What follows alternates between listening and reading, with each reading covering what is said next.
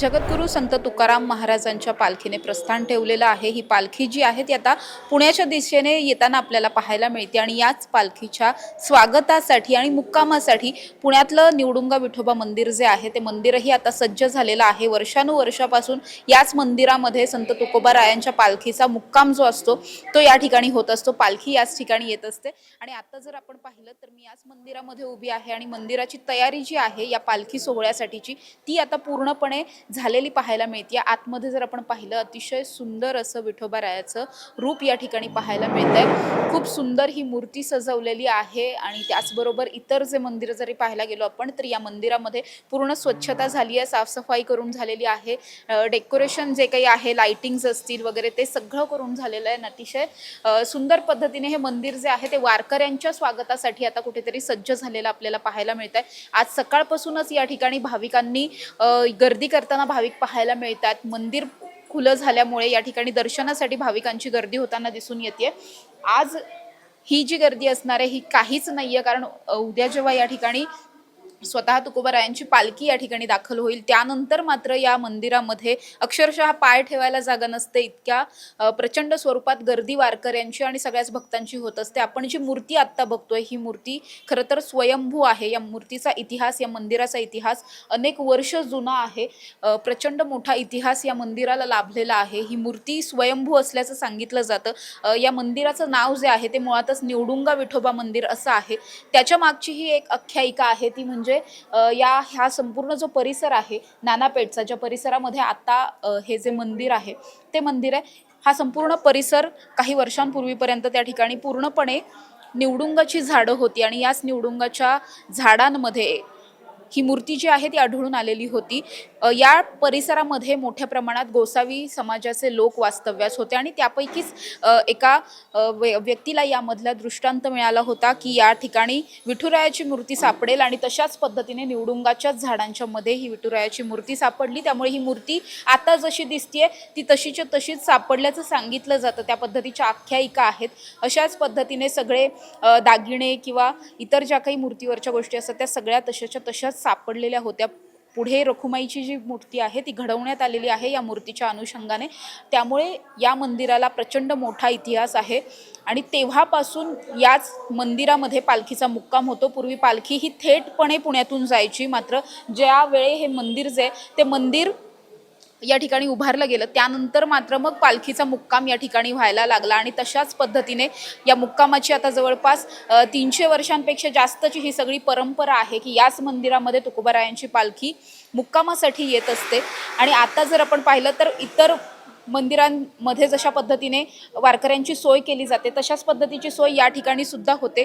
पुढे जर आपण पाहिलं तर पालखी विठोबा मंदिर आहे त्या ठिकाणी ज्ञानेश्वर माऊलींची पालखी थांबत असते। अगदी एक अर्धा किलोमीटरच्या अंतरावरती ही दोन्हीही मंदिरं आहेत आणि दोन्ही मंदिरांची तयारी पूर्ण झालेली पाहायला मिळते।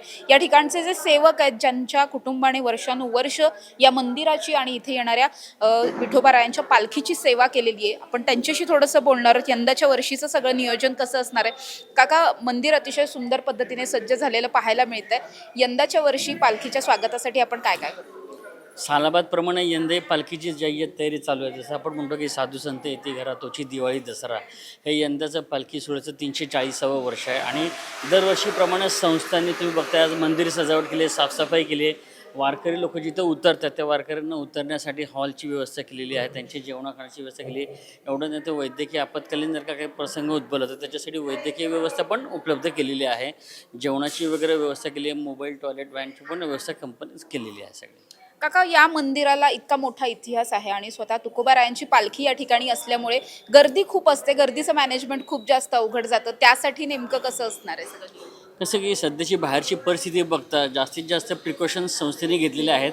आता तुम्ही बघता दर्शनाला येणारे आज नुसतं पुणे शहरात नव्हे तर पालखीबरोबर येणारे हजारो वारकरी पुणे शहरातले भाविक भक्त व आजूबाजूचे सुद्धा जे काही भाविक भक्त आहेत तर त्यांच्यासाठी आपण काय केलं, पुरुषांची रांग वेगळी केली आहे, महिलांची रांग वेगळी केली आहे आणि असं VIP मुवमेंट पण बऱ्याचदा असते।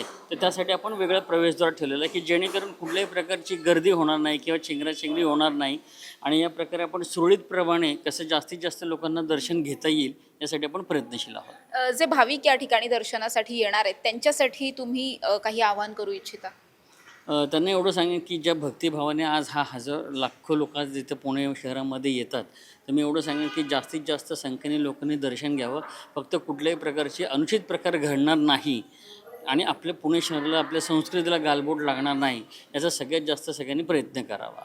नक्कीच धन्यवाद तुम्ही दिलेल्या माहितीबद्दल. आपण बघतोय की मंदिर पूर्णपणे सज्ज झालेलं आहे. काही वेळापूर्वी या ठिकाणी कीर्तन सुद्धा होतं. आता हे आध्यात्मिक कार्यक्रम जे आहेत ते चालू झालेले आहेत. पूर्ण हे पुढचे 2-3 दिवस जे आहेत ते कार्यक्रम अशाच पद्धतीने आषाढी वारीपर्यंत, आषाढी एकादशीपर्यंत हे कार्यक्रम सगळे चालू असतात. आपण जर आताही पाहिलं तर मंदिराला अतिशय सुंदर पद्धतीने विद्युत रोषणाई करण्यात आलेली आहे. बाहेर सुद्धा सगळ्या लाइटिंग्स तयार आहेत, लागून झालेल्या आहेत.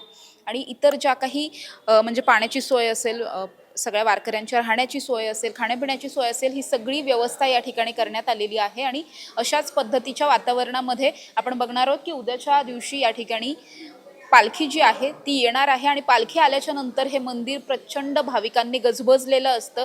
संपूर्ण रात्रभर या ठिकाणी भाविकांची दर्शनासाठीची रांग थांबत नाही. 2-3 किलोमीटरपर्यंतच्या रांगा लागलेल्या असतात.